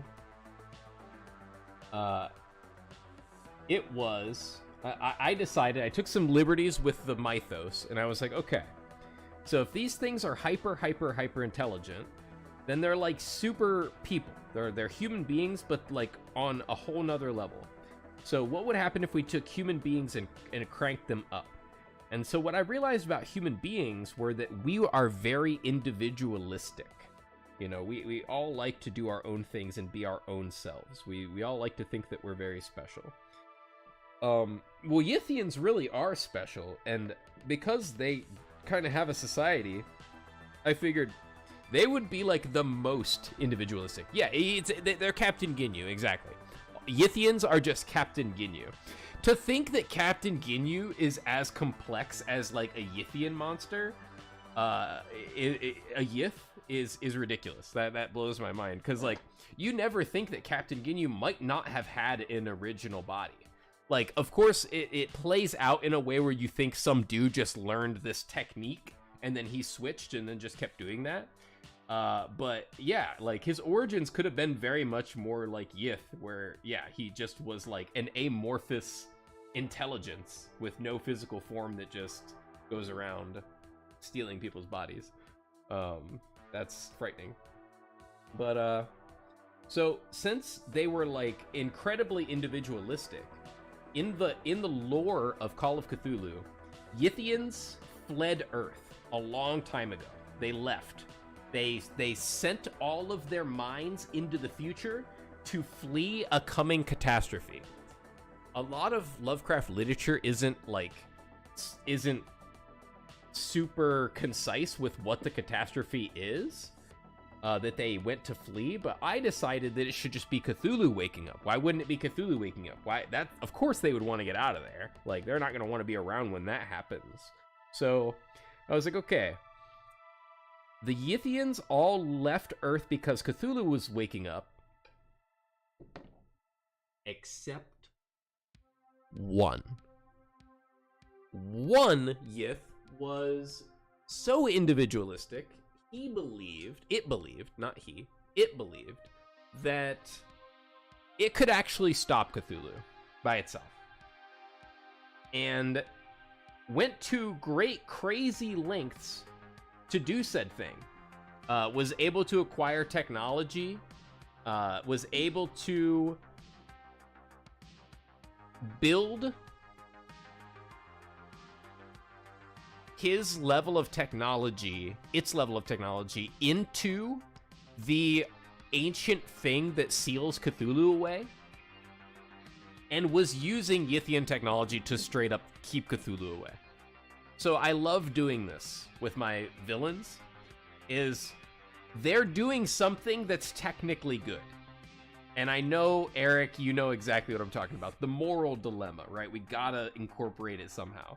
Like, yes, they are bad. They're doing bad things. But there is, like, a greater evil.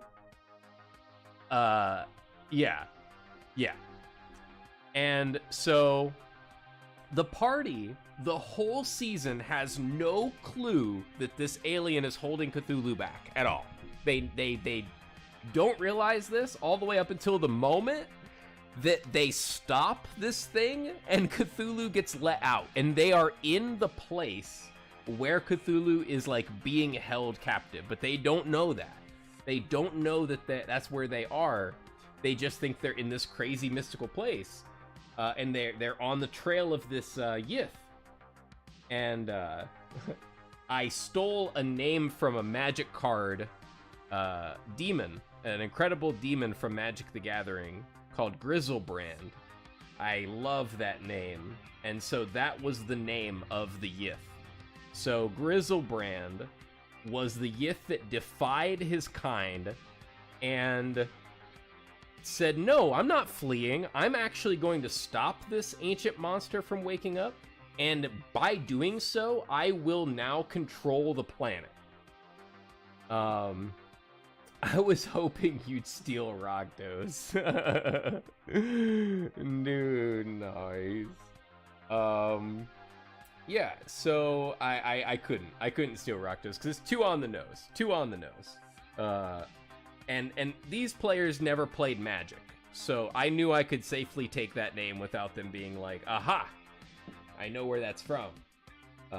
So Grizzlebrand created this crazy machine in this place called the Abyssal Anchor. The Abyssal Anchor is the thing that anchors Cthulhu to his prison in the city that he's in the sunken city that he's in. It literally anchors his ass there. And so they're at this Abyssal Anchor, and there's been all this foreshadowing about this place, and they're there. and they see Grizzlebrand there, and one of the players out of game is watching a scene happen with Grizzlebrand where he does the body swap and just guesses at the power, and is just like, says out loud, like, I think he body swapped him. And you gotta know, playing this game, that everything that you think of as a theory, you will think is stupid. Like, it's just how all the players are. Like, you're just like, it could be this, but probably not. Like, that's probably not what it actually is. And it was exactly that kind of moment where he was like, I think he body swapped him, but like, you could tell the player wasn't confident, just like spitballing. And in my mind, I'm like, oh my gosh, they know, like, he knows, or like they touched on it, like, you know. And that's a good sign as a DM that the breadcrumbs are strong. You know, you want them to get it. You want them to get it. You don't want everything to come to light and the players be like, so what was the reveal? Like, what was the, you know, the big thing? And he's like, yeah, he body swapped him. And I'm like, oh, snap. And then when they later found information about, like, the abilities of the Yiths and everything like that, he's like, I knew it! I freaking knew it! And I was like, yeah, but at the time, you didn't know it. You didn't know it for sure. You were just guessing, but you were right. And that's a very fun thing about this game. Like, having your little theories, and sometimes, every once in a while, you're right. And it feels very, very good.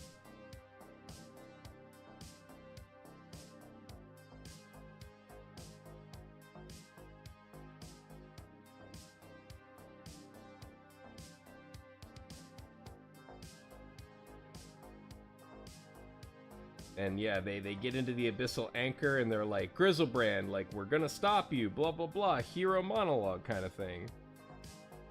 And then Grizzlebrand is just like, nah, son, that's not how it's gonna go down. And he body swaps with his original body, the body that they, like, the picture in the book, essentially. Like, when you look up the picture in the monster manual, the body that he took up was the one in the monster manual. Very formidable kind of body. But one of the players just absolutely murdered it with, like, this dream shotgun. I don't even want to get into that. But, yeah. Destroyed the prime body. And then when the prime body was destroyed, Grizzlebrand was fine. He just body swapped back to the body he was in beforehand. But the problem was, the ensuing stuff kind of caused the technology to get messed up where they were at, and the Abyssal Anchor malfunctioned, because now the Abyssal Anchor was being powered by all this crazy technology from the Yith, and they screwed with it. And yeah, sure enough, from the top of the Abyssal Anchor, they got to see Cthulhu wake up, and they got to know that in a strange way, they set Cthulhu upon the world. They let him out. And then in the 4th season, they had to try to put him back in.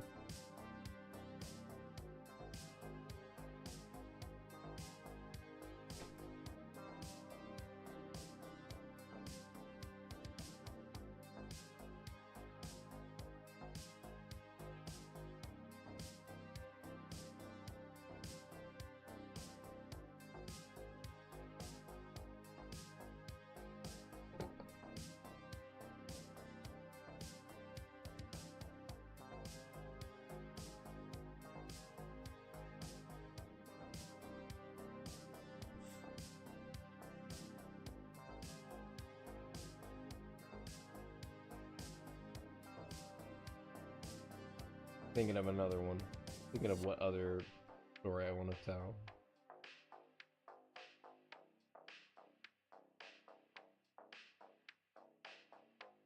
Oh my gosh, yeah.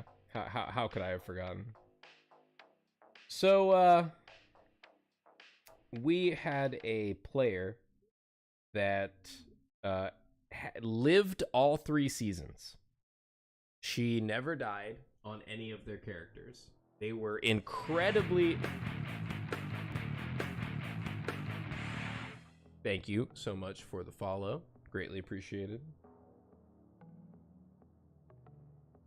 Let's go Ruds. You know, following. Nice. And Bone Shooter was who followed earlier. Thank you so much, Bone Shooter. I appreciate you. So yeah, this player was very careful through all the seasons. Was very, very reserved in their decision making and stuff like that. But not a veteran of role playing or anything like that. And we found ourselves having to, let's just say, explain the situation that was going on multiple times to her. Right? There was a lot going on, and in combat situations, you might forget. So, she was on top of a building, and she had a bow and arrow. And everybody else was on the ground, getting in the mix, and they were trying to stop these white supremacist cops. Pretty much. They were trying to stop these, like, racist Mounties from raiding this... It was like a hovel city, kind of a bunch of poor people. And, like, people of, like, different ethnicities and stuff like that. So there was, like, a ton of racial tension. By the way, this game took place in the 1920s, so I was just trying to incorporate some of the racial tension at the time.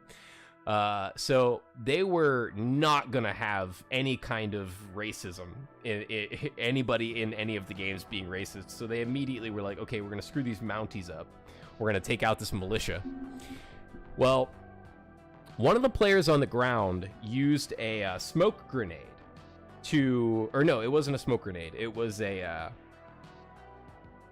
what was it? It was some kind of like sleeping gas. Right? It was some kind of sleeping gas, like a homemade sleeping gas or something like that they made.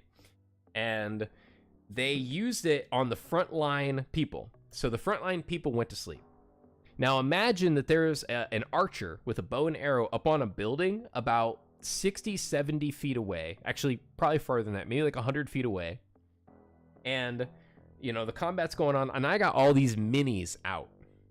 And so it gets to her turn. And we're like, Kamina, what would you like to do? And she's like, looking. She's like, what's up with these guys? And points to one of the guys that are asleep. And we're like, that person's asleep. They were hit by the sleep grenade. She's like, oh, okay. I want to shoot him. And so we all just start busting up laughing, and we're like, ah, that would be really funny if you did that. But it would also be very strategically, like, not smart, because right now what you're trying to do is lower their numbers, and those people are not active. You know, you could shoot somebody who's not asleep and, like, participating in the fight, and that might be more helpful. She's like, okay. So who all's, like, set up? So we tell her who's set up and, like, who's asleep again. We give her the rundown again. She's like, okay. She points to the dude who's sleeping, and she's like, I shoot this guy. Now, I uncontrollably start laughing. Like, at this point, there's no poker face. I'm just dying. And the rest of the people that are there as the players are like, they're like, no, like, that dude's asleep. It's about sending a message. Yeah. No, dude. Yeah, so they were like, no, like, that dude's sleeping, you know, like, reiterating everything. And she's like, oh, okay, I got it. And I'm just dying laughing. And I'm like, okay, so what do you want to do? And she's like, okay. And you guys might think that me telling you this, she was doing this on purpose. But being there in person, I can tell you that, like, she was dead serious and thought she was making optimal moves. She was like, I shoot this guy. And it was not the guy she had been pointing out the first couple times, but it was another sleeping dude. And I just started crying, laughing, and before any of the players could say anything, I was like, no! I was like, she shoots him! I was like, that's her target, that's who they shoot, that's who she shoots, like, it's happening. Yeah. And everybody's cracking up laughing. They rolled a hit, they hit, they roll damage, they kill the target. And so we're all just cracking up. I'm like, this dude is sitting there about to hang this colored individual, this black dude. And then all of a sudden there's this white mist, and then they fall asleep, and then just darkness forever. Like, they're just on the ground sleeping, and then just this arrow just comes and takes their life. That mental image will live inside me rent-free forever. And yeah, we tell that story so often. Whenever we would get together, we would be like, I shoot this guy. I shoot this guy right here.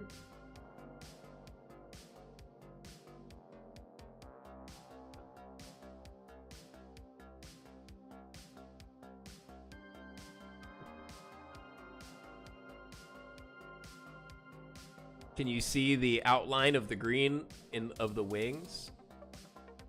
Man, it's so hard to see. I don't have proper lighting for this at all. This was very impromptu.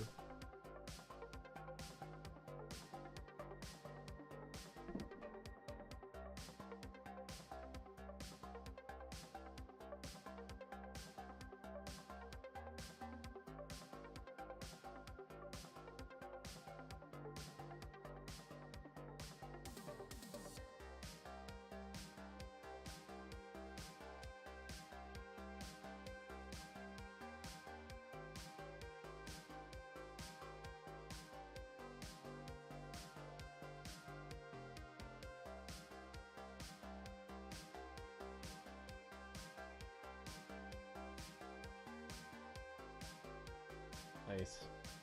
It's looking good. It's looking great. I've been plugging away at him for about 2 hours, and I actually like this. This might even be more fun than gaming, because I really get to like engage with the chat, and I don't get as distracted. When I play Path of Exile in stream, I get nothing done in Path of Exile. Like, Path of Exile for me, I have to focus so hard to create a game plan for my farming strategy, and like just knowing what kind of things I need to focus on in that game takes a lot of brain power, and this doesn't. This is just like slapping paint onto ridges, you know. They're really, really easy. So this is awesome. Yeah, and I look forward to having many more sessions of painting this exact buddy until we get him looking phenomenal. But we're gonna call it good on this one here. Let me move the camera into a place where there's not such glaring light and try to give you guys a better overall look at what we got going on here. So I'm gonna turn down brightness level on camera A. Okay.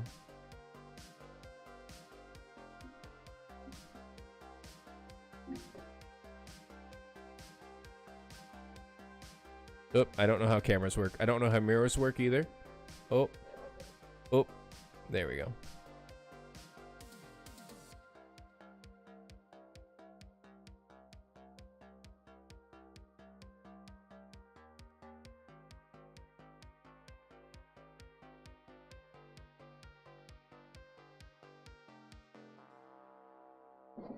Base coated, baby.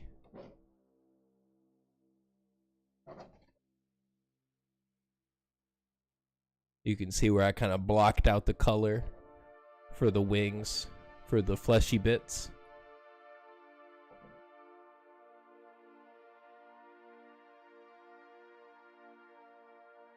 There's a really good picture of kind of what I'm seeing right now. He's so cute.